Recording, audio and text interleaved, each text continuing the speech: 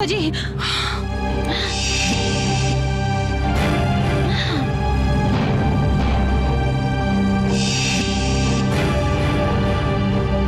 कैसे भइली सब?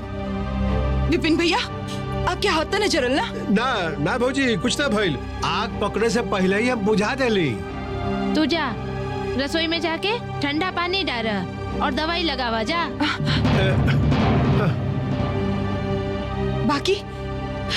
बाकी सब भइल कैसे चंचला? यह तो हमहू सोच रहल हई।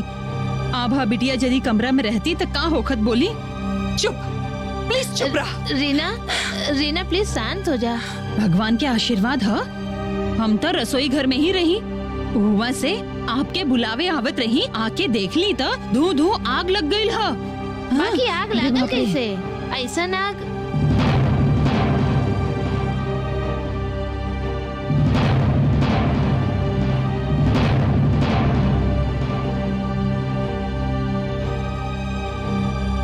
ऐसे ही नहीं खे लागल। ई देखी भौजी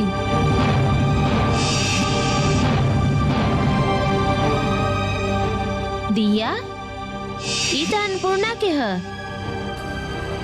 ई यहाँ पर कैसे आई?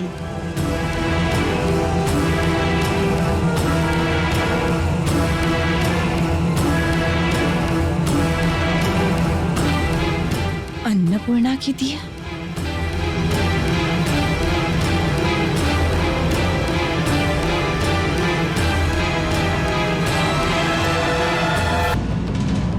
भूत आके रख दिलस।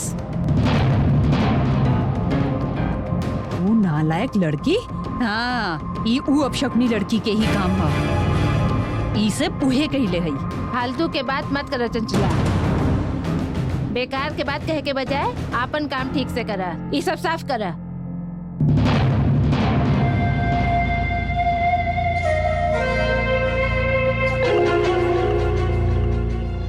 ये अपशकुनी कब घर से जाए के जाने। चल जाए तो जान छूटी। हर दिन कुछ न कुछ बस घटी रहल है। तो फिर से बकवास करे लगलू? ना मतलब हम बिना सोचले समझले काहे ये सब बोल रहे लोग? ऐसा भी तो हो सकेला कि लेकिन दिया लेके यूं खेल रहे लोग है, यूं रख के चल गए होंगे। लेकिन बाड़न गलती कर भी सकेलन। वो नालायक लड़की, हाँ, ये अपशकुनी लड़की के ही काम है। ये उहे कहले हई।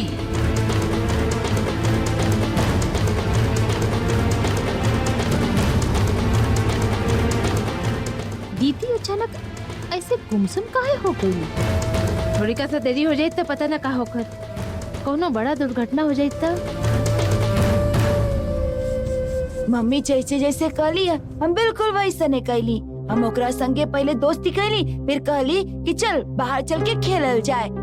जाने ला पापा, हमके तो लागत रहे कि हमरा संगे खेल भी ना करी। काहे के कि एक दिन हम ओकरा के नौकर की बेटी कहले रही ना। बाकी अन्नपूर्णा बात के बुरा ना मन ली, हमरा कहला पर चल आईली। बस अभी सब बात कहे की जरूरत नहीं है। हम समझ गए कि ठीक है। बाकी तू लोग ही तो हमके ओकरा संगे खेले खातिर मना कहले रहा। अब काहे खेले खातिर कहला? काहे कहलो ओकरा के कमरा से बाहर बुला के खेले खातिर? बेटा होते एगो बच्ची है ना, वो अकेले कमरा में बैठल रहेली, यही से हमके ओकरा ऊपर दया आ गई। जा तो जा, तोहार जैसे मर्जी खेला।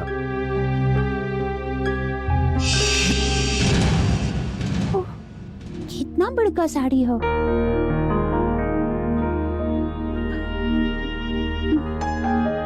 बस हो गई।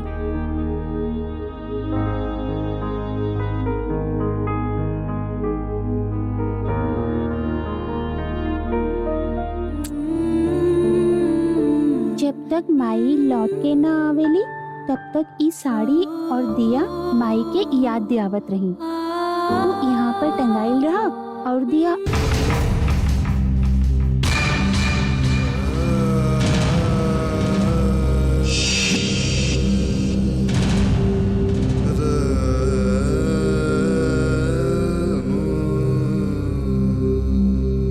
अन्नपूर्णा के लेके तुझे फैसला ले ले हो, ओकरा से हम बहुत खुश हैं। हमके बहुत अच्छा लगल। अन्नपूर्णा के अंदर एगो खास बात है, वो आसानी से केहू के भी अपना बना लेवेली।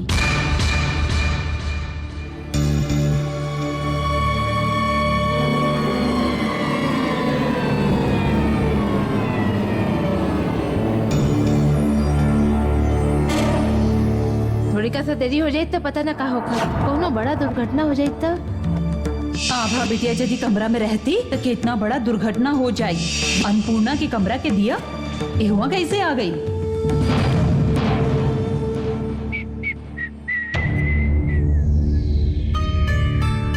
का भाई? एनी प्रॉब्लम? ना, कुछ समझ में ना आ रहा। अरे चल, एमे ना समझ आवे वाला कौन सा बात है? सुना, पूछ में आग लगल है, लंका दहन तो होकबे करी। अब धुआं उठी, राख उड़ी, एकरा बादे तो सीता की विदाई हुई ना। नाना, आपकी भाभी ना मालूम काहे गुमसुम हो गई है। अरे गुमसुम तो होबे करी हैं। जाने लू ना कि तूफान उठे से पहले आसमान कैसे खामोश होला? गुमसुम काहे ना हुई हैं। अरे सुना, तोके का मालूम है कि तुम्हारे एजेंट कितना बढ़िया काम कैले है, 100 में से 100 स्कोर कैले है। आपके क्या हम क्या मतलब? कहलस कि माई जैसे सिखौले रही वैसे ही जादू टोना करके अन्नपूर्णा के घर से बाहर ले गए रहे वो। ओकरा तो पता नहीं है ना कि मास्टर प्लान के कर रहे। कहाँ गेलू? ओह, अच्छा, का भइल? Anything wrong? ना, हमार मन बहुत घबरा रहा है। पता ना काहे ये लग रहा है कि ये काम हम लोग ठीक ना कैले हैं। का पागल के लेखा बात कर रहा हो तू? ये काम ठीक ना के लिए क्या मतलब है? का इरादा है? तू का बनारस वापस जाए चाहे लू? ना, ना, ये हमार बात सब नहीं उधारी वालन सांझ सवेरे आके हमके परेशान करे, ये चाहे लू ना तू? ना, ये बात नहीं खे। सच तो ये है कि एगो मासूम लड़की के बारे में ए तरह यही से। ना ना, तोहार मतलब का होकर कोनो गलती नहीं है? हाँ, कोनो गलती नहीं है। हम माना था बाकी ओकर बाप तो गलती कैले है ना। ओकर गलती भी का कम है? तनी बताओ हम क्या? हाँ, हमरा से जब पहला दिन मिलल रही तो याद है कैसे बर्ताव कैले रही? हाथ पैर नाक कान सब बना के उफ, उस समय ऐसा लगल कि जैसे एक थप्पड़ मार के। भाभी के का हाल है? का लागेला? ओ है तो आपके भाभी तो जैसे पत्थर की मूर्ति बन गई है। दिया हाथ में लेके मूर्ति जैसे चुपचाप बैठल है। अच्छा, ओ कहीं हमरा पर शक तो ना करल है तू ना? कहीं डरा रहल हो? घोड़ा वाला ढाई चल रही हम, समझ लू, पकड़ल आसान नहीं खे। बाकी जे भी होके तोहार भाभी तो बहुत डरा गई है। डराइए कैसे ना? सुना, आज हमार काम हुई एकदम शांति से देखत रहिया। एक्शन तो शुरू हुई का। गईल कहवा?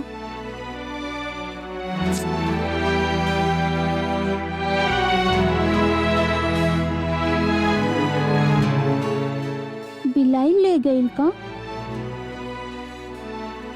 ना, बिलाई तो डराइली, नजदीक ही ना आवेली।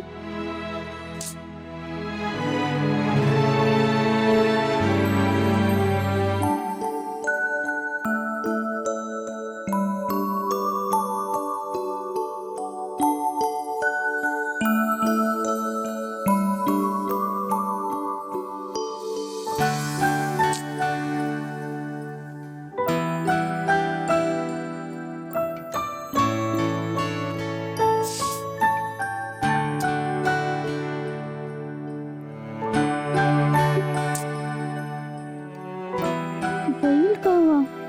ना होके कहे दूध पी रहे लो? चलो बेटा, बैठ के दूध पिए के चाहिए। कल कैसे पर्दा में आग लग गई रहे बुआ? हमके बहुत डर लग रहा ला, कहीं फिर से आग लग गई तो? अब आग ना लगी। अच्छा आभा, एगो बात बतावा बेटी, वो कमरा में जरूर केहू जरूरत दिया लेके गई होई है ना? ना तो वहाँ आग कैसे लग सकेला बतावा? के खेलत रहे तू, अन्नपूर्णा या बोनी? बोला। हाँ, जरूर अन्नपूर्णा लेके आयल हुई है ना? पता ना हो दिया कैसे हमरा कमरा में आयल। हम लोग तो आपस में लुका छिपे खेलत रहे। भौजी ओकरा इतना प्यार करेली, ओकरा खातिर रसगुल्ला बनौली, और वो लड़की इतना नमक हराम, जैसन बाप वैसन ओकर बेटी। बेकार के बात मत करा, काम कर जा।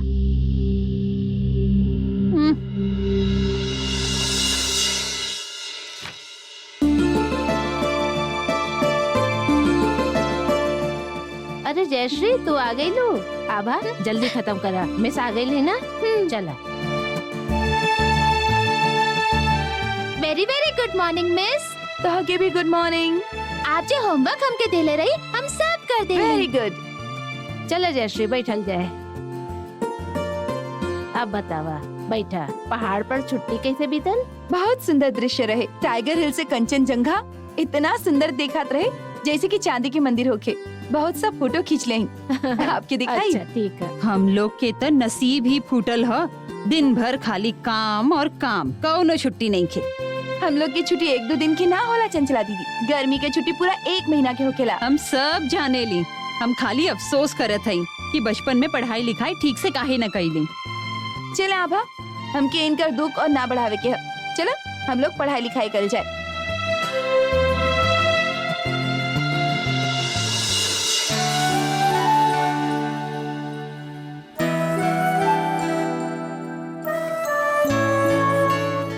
आपन माई के दिया पर अब हम हमेशा नजर रखब, अब ना हेराई। ये दिया जब तक जरत रही तब तक ई घर में हमार माई के निशानी रही।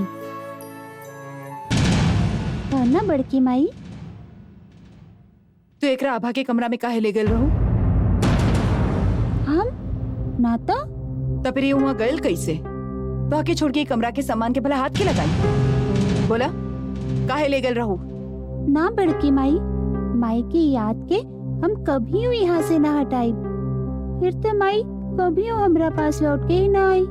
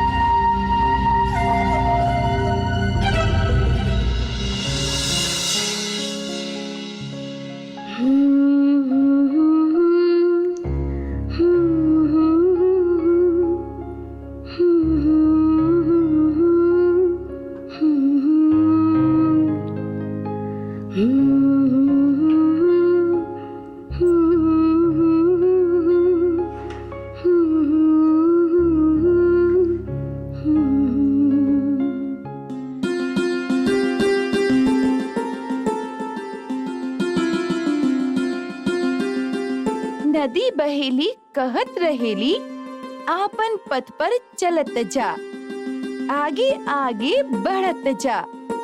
बहुत काम ई जीवन में है, जीवन के बस पढ़त जा। सबक दिहली नदी सभे के, परोपकार बस करत जा। हम लोग एकरा संगे संगे बोलत हई, तब तो के जल्दी से याद हो जाई। मैं परोपकार के मतलब का? परोपकार मतलब दूसर की मदद कईल। इंसान एक दूसर के काम आवेला तो ओकरा परोपकार कहल जाला। नदी हमेशा दूसर के काम आवेली, जैसे ओकर पानी हम पियली, खाना बनाएली, कपड़ा धोएली। अब हम दोनों रिपीट करब। नदी बहेली कहत रहेली, आपन पथ पर चलत जा, आगे आगे बढ़त जा। बहुत कामी जीवन में है, जीवन के बस पढ़त जा। सबक दिहली नदी सभे के, परोपकार बस करत जा।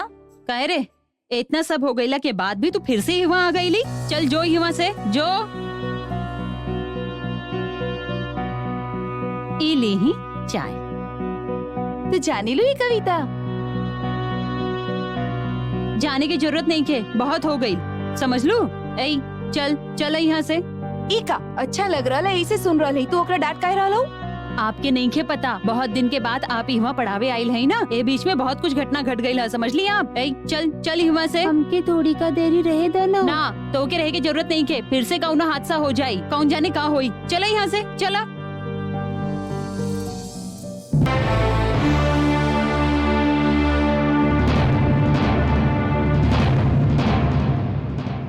बेवकूफ के तरह मुंह फाड़ के का देख रहा लो? कुछ समझ में आ रहा कि ना? कुछ समझ में ना आ रहा है कि आप का कर रहे हैं। हम सुनो, तू और समझे की कोशिश भी मत करा। अपनी मोट दिमाग पर और प्रेशर मत डाला। हम एक के बाद एक चाल चलब, तो खाली देखा जब बस। अरे हम तब से परेशान हो रहे। वो पर्स का वहाँ, पर्स तू उल्टा सीधा बोले जा रहा लो। देखा, भाभी की सब बात बिल्कुल पसंद नहीं के, समझे की कोशिश करो तू। भाभी की सब बात पसंद नहीं के, कहने नहीं कि भाभी की सब बात पसंद नहीं के। तू तो पर्स कहाँ दा हमके। अब तू ई कविता के अच्छा तरह से याद कर लिया और वाक्य बनावे के पाठ पूरा कर लिया, ठीक है? जैसे तैसे मत लिख दिया, वाक्य के अर्थ भी अच्छा होके के चाहिए। हम अब चली? हो गई पढ़ावा? हाँ, आज खातिर हो गए, हम चलत। हाँ ठीक है। का भइल आभा? मिस काहे डांटत रही? का भइल रहे? ऊ कवा डांटत रही? अब हम वाक्य ना बना पावत रही ना, ऐसे वो हमके बतावत रही। ऐसन है? ठीक ही है। आभा एगो अच्छी लड़की है, क्लास में फर्स्ट आवेली। आभा के डांटल का आसान है। बाकी चंचला आंटी ऐसे काहे डांटत रही? अरे बाप रे, चंचला आंटी तो होके डटली? ना हमके ना, अन्नपूर्णा के। वो का कहत रही? मैम हमरा के एगो कविता पढ़ावत रही। अन्नपूर्णा वो कविता सुनत रही। चंचला आंटी ओकरा इवा से भगा देली। काहे चंचला आंटी हर समय अन्नपूर्णा के डांटत रहेली पुआ? चंचला के आदत ही ऐसन है। तू ओकरा बारे में चिंता मत करा, हम ओकरा बहुत डांटब। मम्मी तब अन्नपूर्णा के ना डांटेली, पहले जैसे नहीं प्यार करेली। तब फिर चंचला आंटी अन्नपूर्णा के काहे डांटत रहेली? बात तो ठीक है, बिल्कुल ठीक कहत हो। हम जैसे पढ़ाई करेली, अन्नपूर्णा के भी वैसे ही पढ़े के मन करेला, है न पुआ? तू ठीक कहत हो। हम बाद में अन्नपूर्णा की कविता पढ़ा दे, ठीक है? अन्नपूर्णा के माई बाबूजी दोनों ही वहाँ पर नहीं खन। वो कितना दुखी है। ठीक है, हम अभी जाइब, जाके चंचला के खूब डांटब। गौरी आंटी कहाँ चल गई पुआ? अपन बेटी के ऐसे अकेले छोड़ के का केहू बाहर घूमेला? आई है अभा, तोहार गौरी आंटी एक दिन जरूर लौट के आई है। सच में लौट आई है? तो जाने लो। हाँ जाने ली ना, बेटी के छोड़ के माई कितना दिन तक बाहर रह सकेली बोला? हम भगवान से कब, भगवान तू अन्नपूर्णा के माई के लौटा दो। सच्चा मन से यदि तू भगवान से कुछ मंगबू तो भगवान तो के कबो निराश ना करी है। तोहार मन के मुराद जरूर पूरा करी है। तू मांगा, देखिए वो जरूर मिली। भगवान तू अन्नपूर्णा के माई के लौटा दो। भगवान अन्नपूर्णा के माई के लौटा दो, लौटा दो।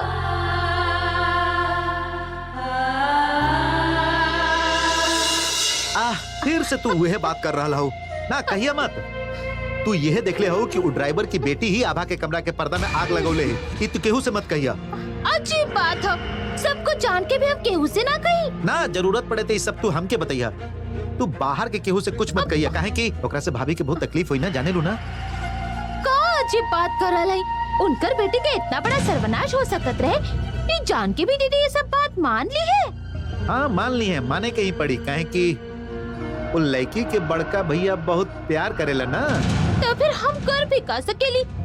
दीदी यदि अपन भलाई के बात ना समझी है तो ये तो सोचे वाला बात है। सोचे वाला बात ही है, बहुत चिंता के बात है। असल में कहा जाने लू, सांप जब तक रस ना लेवेला तब तक की पता ना चलेला कि वो जहर वाला है या बिना जहर वाला। हम ही माने ले कि वो पिद्दी से लड़की आभा के कमरे में आग लगा देली। बाकी इतनी छोट सी लड़की कितना नुकसान पहुंचा सकेली हमके नहीं खिलागत कि वो ज्यादा कुछ बाकी कह ना सकेली। ओकरे बाप तर राजा के डस लीलस, वो ऐसे में कुछ कर बैठी तब। बाकी जब तक ऐसा कोनो घटना ना घट जाए तब तक कि पिद्दी से लड़के के गर्दन पकड़ के घर से बाहर ना निकाला जा सकेला ना।